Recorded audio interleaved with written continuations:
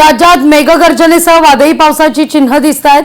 17 ते 20 मार्च दरम्यान पावसाची शक्यता आहे। शेतकऱ्यांना आवश्यक त्या उपाययोजना करण्याच्या सूचना सुद्धा आहेत। विदर्भ, मराठवाडा, खानदेश, मध्य महाराष्ट्रात अवकाळीचं सावट आहे।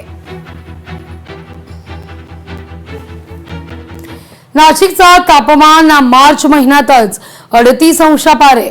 उन्हाळा सुरू होताच उच्चांकी तापमानाची नोंद आहे। उन्हाची तीव्रता वाढल्यानं नागरिक हैराण आहेत। थंड हवेचं ठिकाण म्हणून ओळख असलेल्या नाशिकमध्ये मार्च महिन्यातच पारा चढाय।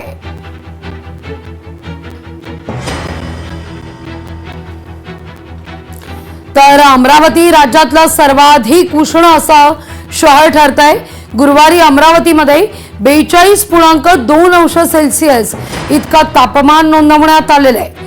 विदर्भातल्या शहरांमध्ये उष्णतेची लाट आल्याचा अंदाजही वर्तवला जातोय।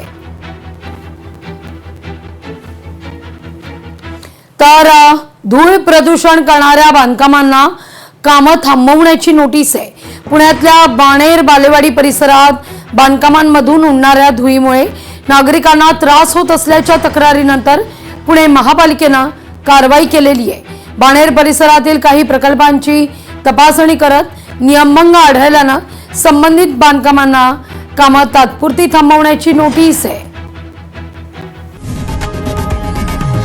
लोकशाही मराठी ऐका, पहा, जागरूक रहा।